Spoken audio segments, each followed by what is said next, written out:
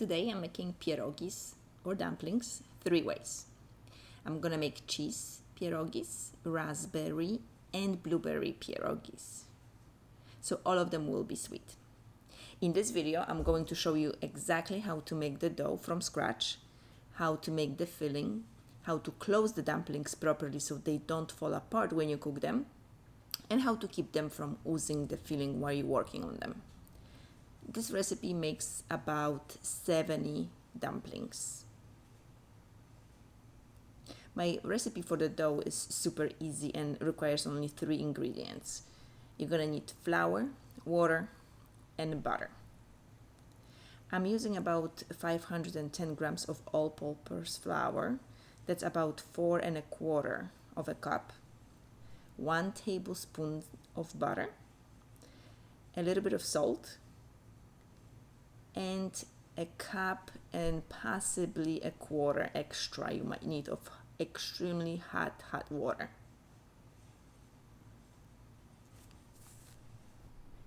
As you can see, I'm adding water gradually, so you basically add enough of water and not too much, and you know how much you're going to be needing it once you incorporate all the flour. Now basically you're going to be creating a bowl that you can work all the flour in. The dough will feel very warm in touch since we are using hot water here, and also the hot water helps the dough from drying out and helps it to be very nice and soft. You can also use a mixer if you'd like to incorporate all the ingredients.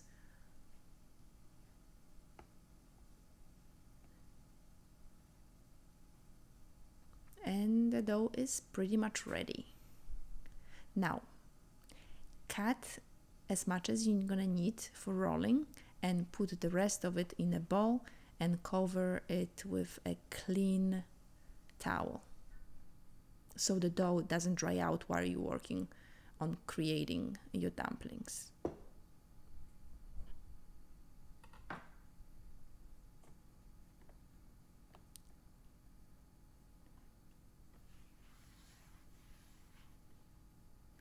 You don't want to put too much flour while you're rolling the dough, but at the same time you want to have enough so it doesn't stick to the rolling pin or the surface you're rolling your dough on.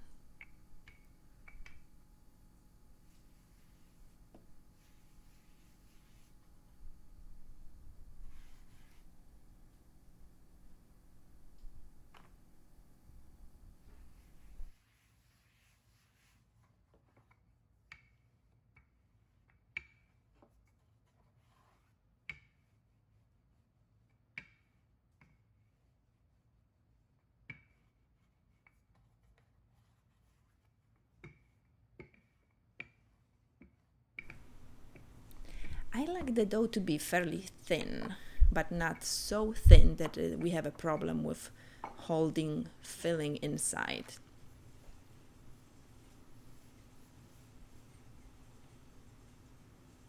So this is pretty much the desired thickness. And you don't want to have it so thin that you can see it through it.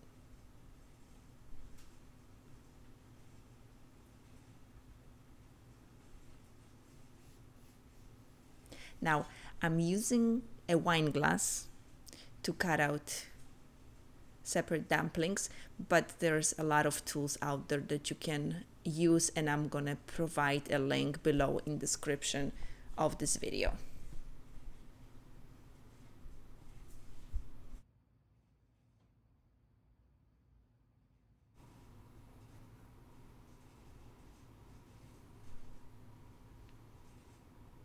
Here, and this is how they're gonna be looking like. This is the desired thickness, as you can see. Continue cutting them out, and with the leftover dough, create a little ball and put it aside. We're gonna reuse it later at the end. Now we're gonna prepare the filling, cheese filling first.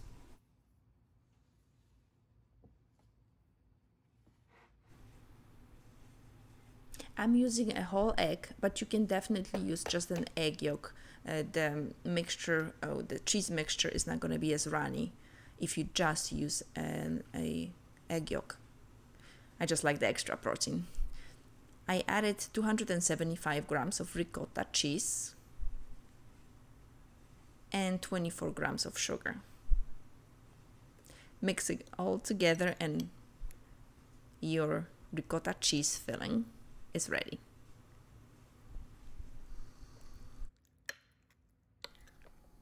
The ricotta cheese mixture is very delicate, so make sure you don't put too much so you can easily fold the dumpling. At the same time, this is going to be a little bit tricky because with my left hand I have to hold it just so I don't squeeze the cheese mixture out, but with my right hand I have to squeeze as hard as I can so the dumpling stays together, and I go over it twice to make sure that the filling doesn't go out. On top of that, I'm gonna use fork, not only for it to look nice, but also to make sure that the seal is really, really tight.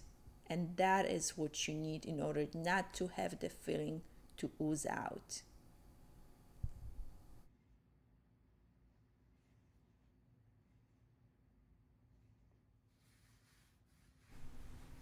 Now for my best tip on dumplings ever.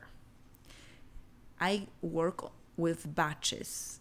So once I have one batch ready, I put them together on a floured surface and I put them in the freezer. That way, once you're working on the whole dough, the filling is not oozing out of your dumplings. And most importantly, the dumplings are not drying out. And while my first batch of dumplings is freezing in the freezer, I'm working the rest of the dough. Now I'm gonna make blueberry and raspberry dumplings. Repeat the process with rolling out the dough and cutting out the dumplings.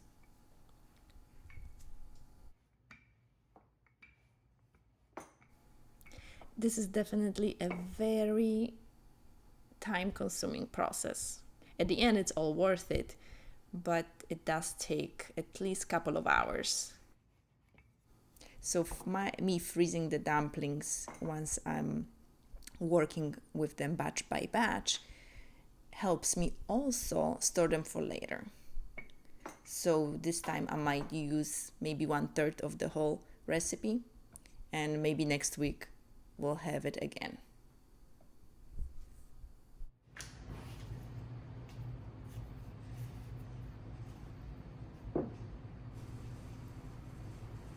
Now I'm gonna make a blueberry filling by putting just few blueberries in, and I actually calculated how much sugar I put in here. I weighed it, so it's about 2 grams of sugar per dumpling.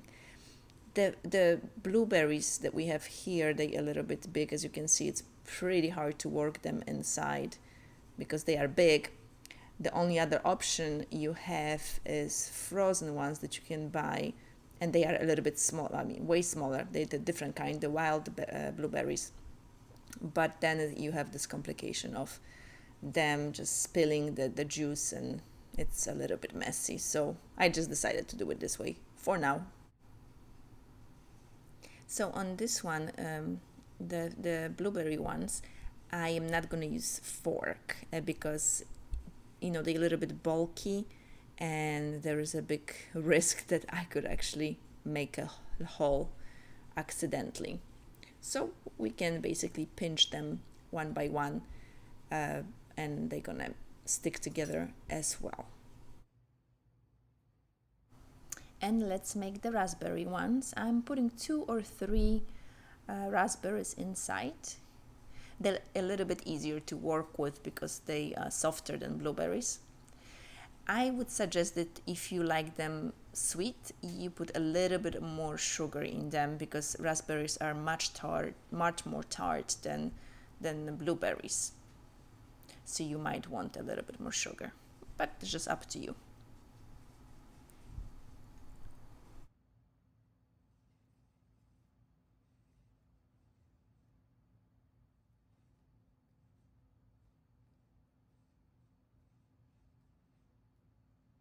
I'm going to serve my dumplings with a Greek yogurt and sugar mixture. I'm using monk fruit sugar here, which is a no calorie option, and I'm adding a little bit vanilla extract. However, you can use regular sugar here if you don't like the sweeteners. To boiling water, add salt, and you're ready to boil your dumplings. I'm gonna start with cheese dumplings, and then I'm gonna put the fruit, raspberry and blueberry dumplings.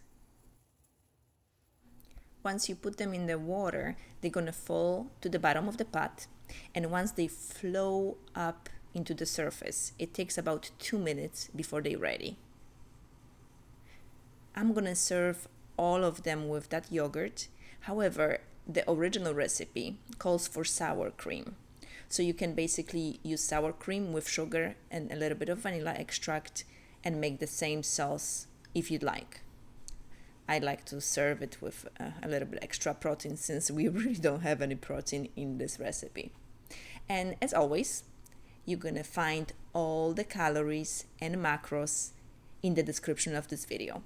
I hope you enjoyed this recipe, and if you did and you like to see more, make sure you subscribe.